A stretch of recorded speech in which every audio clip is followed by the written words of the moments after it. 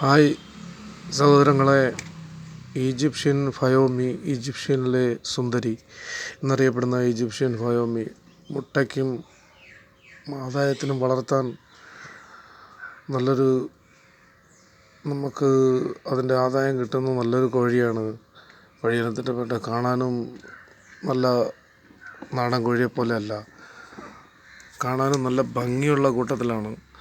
പുല്ല്, വാഴയില, തീറ്റി നമ്മൾ കുറച്ച് കൊടുത്താൽ മതിയാവും. പുല്ല് വർഗ്ഗങ്ങളൊക്കെ കൊടുത്തു കഴിഞ്ഞാൽ നല്ലവണ്ണം കഴിച്ചോളും.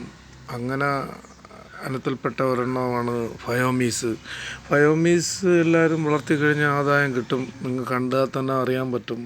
ഇപ്പോൾ ഇതിനകത്ത് തന്നെ മുട്ട കിടപ്പുണ്ട്.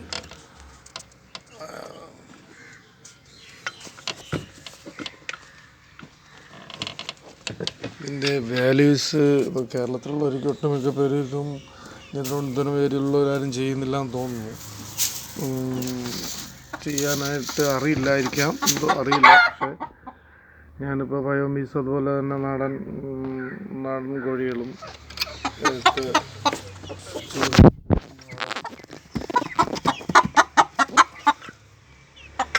ഒരുപാട് പീസുണ്ട്.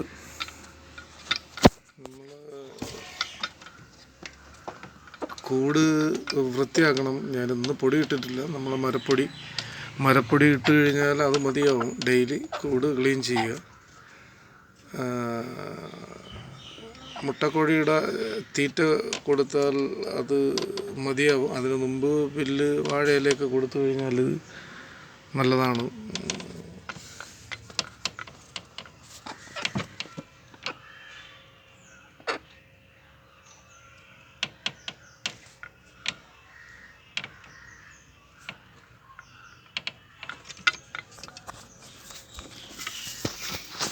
ഫുഡ് ഐറ്റം നമ്മൾ ഇലവർഗ്ഗങ്ങൾ കൊടുത്തു കഴിഞ്ഞാൽ ഫുഡ് ഐറ്റം കുറച്ച് കൊടുത്താൽ മതിയാവും. ഇതിൻ്റെ മാർക്കറ്റ് വാല്യൂ ആർക്കും അറിയില്ല. ഇതിൻ്റെ മുട്ട തന്നെ വില കൂടുതലുണ്ട്. പക്ഷേ കേരളത്തിൽ സാധാരണ നാടൻ കോഴിയുടെ മുട്ട കൊടുക്കുന്ന വിലയെ തരത്തുള്ളൂ. എങ്കിലും 40 രൂപ, 25 രൂപ, 40 രൂപ ആ റേഞ്ചിൽ നമുക്കിത് കൊടുക്കാൻ പറ്റുന്നതാണ്. കുഞ്ഞ് വിരിയിക്കുന്നതിന് വേണ്ടിയിട്ടൊക്കെ നമുക്ക് കൊത്തുമുട്ടയായിട്ട് കൊടുക്കാൻ പറ്റുന്നതാണ്. മാക്സിമം ഇതിൽ ഫാൻസി കോഴി ഐറ്റത്തിൽ കാണാനും നല്ല ഭംഗിയും അത്രയും നല്ല സൗന്ദര്യമുള്ള കോഴിയാണ് ഈജിപ്ഷ്യൻ ഫയോമി എന്ന് പറയുന്നത്. ഞാൻ ഇതിൻ്റെ മുട്ട തന്നെ ഇപ്പോൾ ഇൻക്യുബേറ്ററിൽ സെറ്റ് ചെയ്തിട്ടുണ്ട്. ഞാനത് കാണിച്ചു തരാം നിങ്ങൾക്ക്. ഇൻക്യുബേറ്ററിൽ വെച്ചിട്ടിപ്പോൾ 10-12 ദിവസമായി. ഇൻക്യുബേറ്ററിൽ വെച്ചിട്ടുണ്ട്. അപ്പം ഇനി 12 ദിവസം കഴിയുമ്പോൾ അതിൻ്റെ കുഞ്ഞുങ്ങൾ ഇറങ്ങും. ഇതാണ് ഞാൻ യൂസ് ചെയ്യുന്നത്. ഇൻക്യുബേറ്റർ ഏകദേശം 30 മുട്ടയോളം വയ്ക്കാൻ പറ്റുന്ന ഇൻക്യുബേറ്ററാണ്. എല്ലാവർക്കും യൂസ്ഫുള്ളാവും. കറണ്ടൊക്കെ കുറഞ്ഞ ഇതിലേ വരത്തുള്ളൂ. അപ്പോൾ ഞാൻ സെറ്റ് ചെയ്തിട്ട് 12 ദിവസമായി. 8 ദിവസം കൂടെ കഴിയുമ്പോഴത്തേക്ക് കുഞ്ഞിറങ്ങും. അപ്പോൾ എൻ്റെ ഫ്രണ്ട്സുകൾ, എൻ്റെ സഹോദരങ്ങൾ ഇത് ഒന്ന് ചെയ്തു നോക്കിയാൽ എല്ലാവർക്കും നല്ല ആദായം കിട്ടുന്ന ഒന്നാണ്.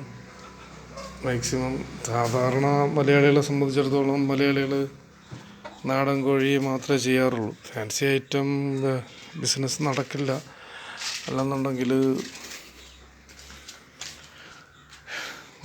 വിറ്റ് പോകില്ല എന്നുള്ളൊരു പേടിയുണ്ട്. മലപ്പുറം, കോഴിക്കോട് ഏരിയകളിലാണ് ഇത് കൂടുതലായിട്ട് ചെയ്ത് വരുന്നത്. ഓരോ ഫ്രണ്ട്സുകൾ ചെയ്യുന്നത് ഞാൻ കണ്ടിട്ടുള്ളത്. ശരി, അടുത്ത പുതിയ ബ്രീഡ് സിൽക്കിയും അമേരിക്കൻ ബ്രഹ്മയും തുടങ്ങിയതിന് ശേഷം ഞാൻ അടുത്ത വീഡിയോ ആയിട്ട് വരുന്നതായിരിക്കും. സന്തോഷം. എല്ലാവർക്കും നന്മകൾ നേർന്നുകൊണ്ട് എൻ്റെ വീഡിയോ ഇവിടെ നിർത്തുന്നു. Okay, good bye.